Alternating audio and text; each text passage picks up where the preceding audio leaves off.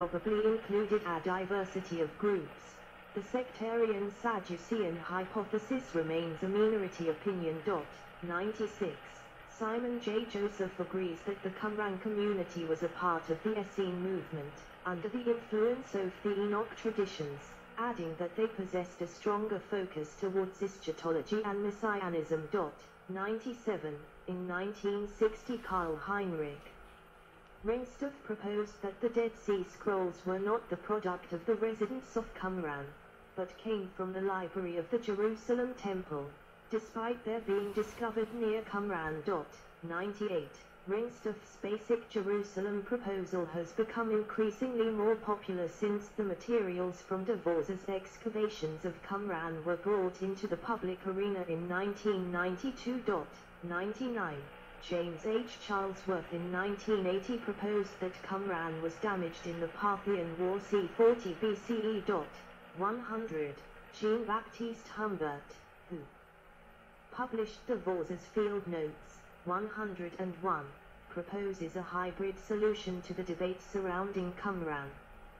He accepts that the site might have been originally established as a villa rustica, but that the site was abandoned and that it was reoccupied by Essenes in the late 1st century BC. Humbert argues that the site may also have been used a place where sectarian pilgrims barred from entering Jerusalem may have celebrated the pilgrimage. 102. Minna Lundqvist and Kenneth Lundqvist brought an approach to the Qumran studies based on contextual archaeology with its spatial studies and interpretation of symbolic language of the archaeological data, positing that text scholars, who had only focused their studies on the scrolls, had removed the Dead Sea Scrolls from their archaeological context. The Lundqvists proposed that the orientations of the settlement and graves show they both belonged to an intentional scheme based on a solar calendar.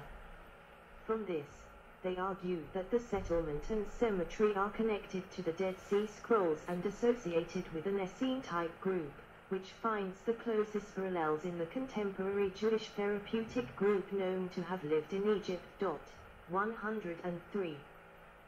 Robert Cargill argues that the theory suggesting Qumran was established as a Hasmonean fortress is not incompatible with the theory proposing that a group of Jewish sectarians reoccupied the site.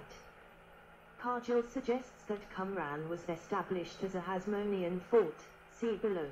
Qumran as fortress, abandoned and later reoccupied by Jewish settlers, who expanded the site in a communal, non-military fashion, and who were responsible for the Dead Sea Scrolls. 104, 105. Some who challenged DeVors's findings took issue with the practice of using the Dead Sea Scrolls to interpret the archaeological remains at Qumran. They argued that these remains should be interpreted independently, without any influence from the Dead Sea Scrolls. Various reinterpretations have led to various conclusions about the site. These include Qumran as fortress. The overlooked early suggestion that Qumran was a fortress was given new life by the analysis of Pisac Baradon. Using DeVors's period 1 AM findings, his own excavations at Ain el-Gweer 15 kilometers south of Qumran, and Mazer's level 2 at En-Gedi, Baradon argued these fortresses belonged to John Hyrcanus, who needed a strong, comprehensive defense system commanding vital water sources, agricultural fields, flocks, Jordan River crossings, the plains of Jericho and the caravan routes in the Judean desert. He turned Qumran Ain Feshka oasis, like the one at En-Gedi, into crown property and incorporated his tenants into his strategic plans. 106. Norman Gold took up the notion that the Qumran settlement was established as a fortress and argued against the prevailing views of the time that not only was Qumran not established as a sectarian residence but that there were no sectarians at the site at all. Like Reinsdorf, he proposed that the scrolls had been produced in Jerusalem, but unlike Reinsdorf, Gold argues that the scrolls came from different libraries throughout Jerusalem and were hidden in the caves by Jews fleeing the Romans during a political uprising. 107. Qumran as villa. Robert Donsiel and Pauline Donsiel focused their research on the small finds amongst Devore's unpublished materials from Qumran, including, but not limited to, glassware, 55 newly catalogued items, stoneware, 53 new items, metalwares, and coins. Contrary to the belief that the inhabitants of the site were pure monastics, Donsiel and Donsiel suggest that the residents were actually wealthy traders, with connections to the upper class and wealthy in nearby Jerusalem. They ultimately suggest that Qumran was a villa rustica, or wealthy manor house that may have been a winter or year-round second home to some wealthy family from Jerusalem. 108, 109. At the same conference as the Donsiel's presentation, J. Magnus reported that from what she saw of the pottery in the Rockefeller Museum that there was very, very little in the way of fine wares. Eric Mayers, next, said, "I concur, my visits also corroborate that." I see an affirmative nod from Professor Donsiel. 110. Rachel Barnathan also notes, A.T. Jericho. There is also a striking lack of luxury ware, with only a few painted shards in the whole repertoire. 111. Qumran as commercial center. While the villa model has gained little support, the evidence that it tried to deal with has led to further attempts at explanation. Lena Cansdale and Alan Crown argued for the first time that the settlement was a fortified road station and a port town on the shores of the Dead Sea, meaning that the site was actually a prominent commercial site, or entrepot, on a major north-south trade route. 112. Ujah Hirschfeld accepted that Qumran was originally a Hasmonean fortress. Citing his work at Ain Feshka as a comparison, he suggested that the site at Qumran ultimately became an agricultural-based fortified trading station during the Herodian era. 113, 114. York Magen and Yuval Peleg have focused their 10-year excavation at Qumran upon the vast water system at Qumran. They accept that the site was originally a forward field fort, but argue that the site was repurposed as a pottery production plant, and that the water system was actually used to bring the clay seed water into the site. This water was then directed to the pools, where the clay could fall to the bottom. The resulting sediment was then used for the purpose of pottery production, according to these authors. 115. Thus, Y. Magen and Y. Peleg proposed that Qumran was a pottery export site. Their excavations revealed a large amount of clay at the bottom of Pool 71, so this was used as part of their argument. Pottery clay analysis. Samples of the clay found at Qumran have now been analyzed, as well as the composition of various ceramic items. These studies indicate that much of Qumran pottery was not produced at the site. It appears that as much as 2/3 of Qumran pottery was not made from Qumran clay. 116. This information goes straight against the Magen-Peleg proposal, according to scientists J. Gunug and M. Balla. 117.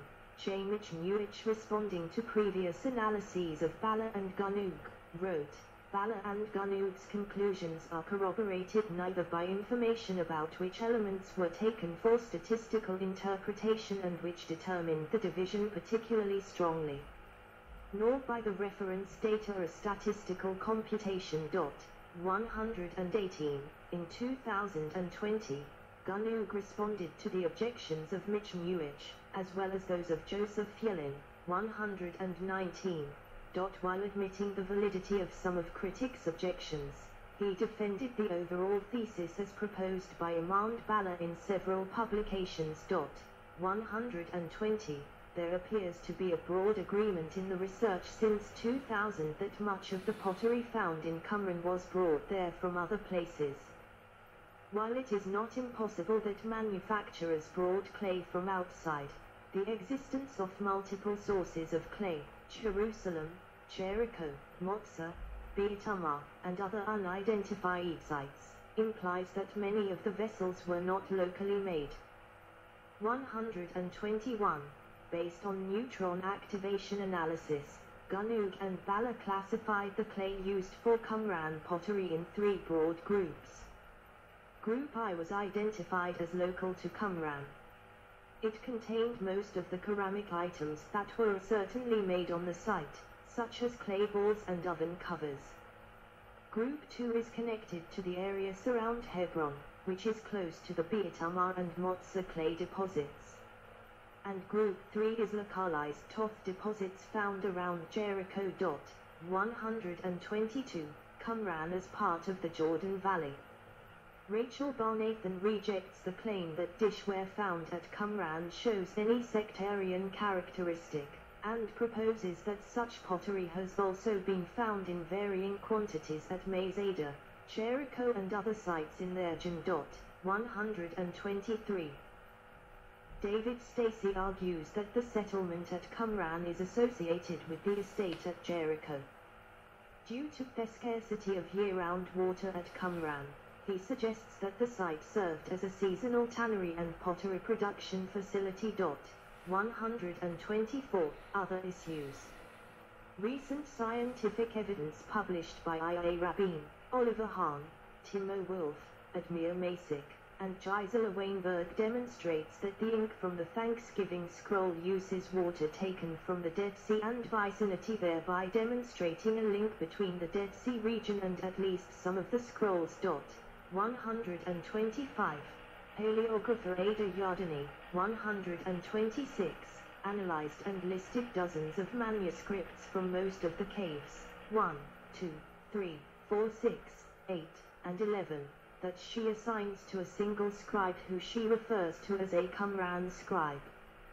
Yardeni cautions against claims of scribal hands being as many as 500, and claims that the manuscripts are a cross-section of 10 current literature from many distant libraries, deposited in a short time. Julakar Haila Bargal, 127, determined that some of the skin used for the Dead Sea Scrolls came from the Nubian ibex, whose range did not include Jerusalem, but includes Mount Hermon and the Golan Heights, the Negev Highlands and the western shore of the Dead Sea. Archaeological site. Across the plateau to the settlement. 1. Looking east from the Qumran Gorge, the small structure in the upper left amid the trees contains the modern Qumran Visitors Center. The ruins of Qumran can be seen immediately to the right. The settlement was built close to the seaward side of a plateau. The Dead Sea forms a hazy backdrop. To the extreme right is the Wadi Qumran, a torrent that is dry most of the year. On the few occasions when it rains, though, it becomes a raging torrent that has eroded the side of the plateau where Qumran is. From the mid-lefty remains of an aqueduct run down to the settlement. This channel helped furnish Qumran with a valuable supply of water. At the end of the outcrop in the center of the picture is Cave 4, which supplied the vast bulk of the Dead Sea Scrolls. Classic view of Cave 4.2. This is another view of Wadi Qumran taken from the esplanade abutting the southern side of the Qumran settlement. Cave 4 can clearly be seen. It is an artificial cave cut into the cliff face by humans. Several hundred scrolls were found in the cave. It was found and opened up in the 20th century by a local Bedouin who had been searching for scrolls. Behind the cave on the cliffs, the upper course of Wadi Qumran can be seen as it cuts its way down toward the Wadi floor. A first view of Qumran. 3. Coming up from the visitor's center, one comes to the corner of the tower. What we see to the left is mainly the buttressing for the tower. This marks the northwestern corner of the main building. Ahead is a modern walkway that lets visitors to walk through the site and see some of the complexities of the water system. Behind the walkway on the right is the aqueduct that brought rainwater down into the site. The Qumran Gorge is in the central distance. The area between the two buildings. 4. This photo was taken from the walkway. The southern end of the main building can be seen at the top left. The main channel snakes its way through the settlement here around the round system before bending southeastwards.